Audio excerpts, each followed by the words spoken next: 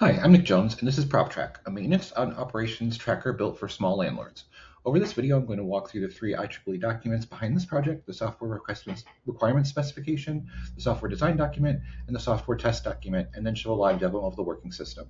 The problem PropTrack solves is pretty simple. A lot of small landlords are running their whole maintenance workflow out of text messages, spreadsheets, and sticky notes. Once you're managing more than a couple of units, that falls apart fast.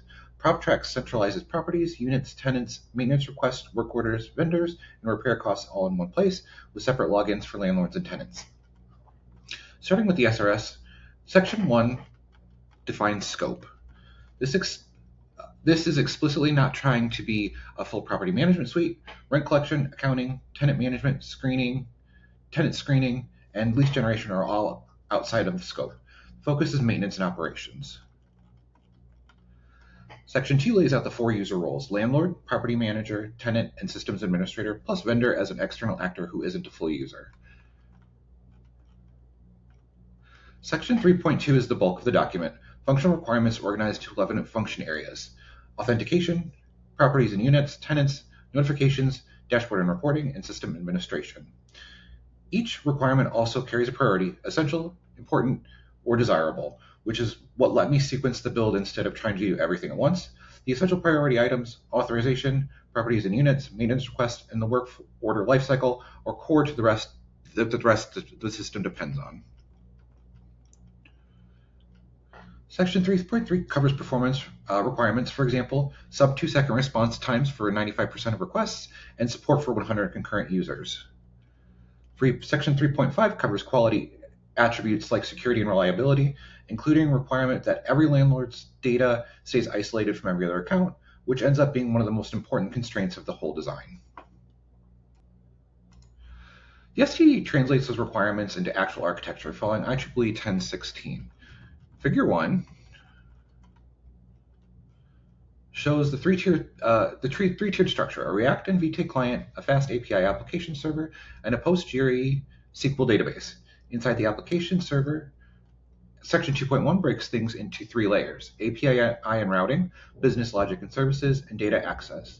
And the rule is that each layer only ever calls the layer directly beneath it. So a route handler never touches the database directly. It always goes through a service. The business logic layer is split into 11 services that map one-to-one onto the 11 functional areas in the SRS. Section 3.1 documents each one with its purpose, inputs, outputs, data structures, and processing logic. For example, the work order service owns the finite state machine for work order status: new, assigned, in progress, completed, and closed, and rejects any transition that tries to skip or reverse a step. Section 4.2 is the schema. Figure 2 shows the entity relationship diagram. Everything traces back to a single ownership, chain rooted to the landlord's account. Landlord orders properties, properties have units, and units are where tenants, maintenance requests, and work orders all attach. That ownership chain is what also makes the per account data isolation rule from Section 6 enforceable, with one constraint scoping back to the data access layer instead of scattering across checks all over the code base.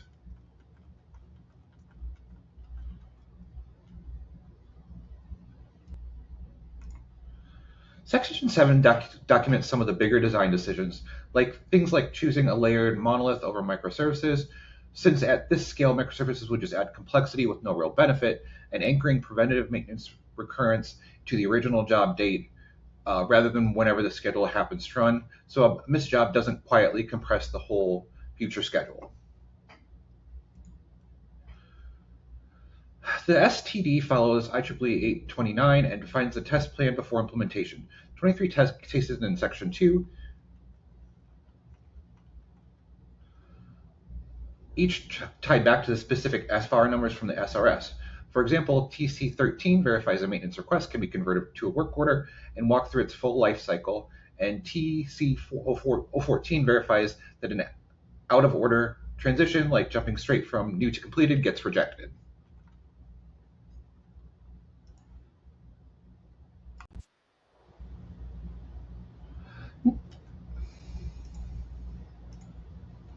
Now let's look at the actual working system.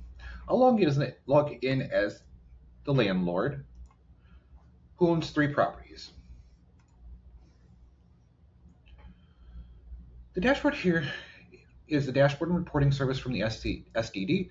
It shows open work orders, overdue times, and recent costs, all scoped out just to this account. Here are the three properties: Sunset Palms Apartments, Ocean Breeze Duplex, and Riverside Townhomes, each with their own units underneath.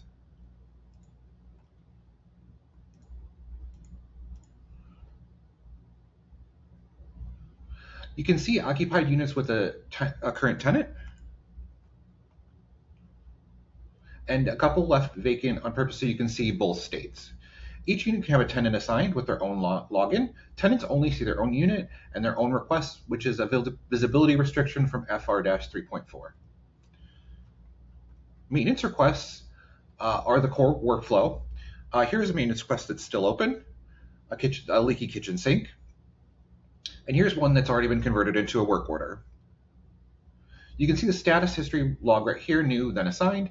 That's the work order status log table from the SDD, one row written per transition. If I try to skip a step, the system rejects it, and that's exactly what TC04 in the test document is checking for. Work orders can have vendors assigned to them from a directory. Here's one that's assigned to a plumbing vendor. Once the work is complete, cost entries gets recorded against it.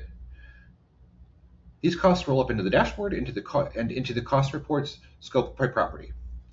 That wraps up the full life cycle. A tenant reports a problem, landlord's converting it into a work order, assigning it to a vendor, and tracking the status and cost all the way to closed. So to summarize, the SRS defines what PropTrack needs to do and prioritizes it. The SDD translates it into a layered 3-tier architecture with 11 services and a schema rooted in per landlord data isolation. And SDD ties both of these together with test cases traced back to specific requirements. And the demo shows the core loop: request, work order, vendor, cost, actually working end to end. Thanks for watching.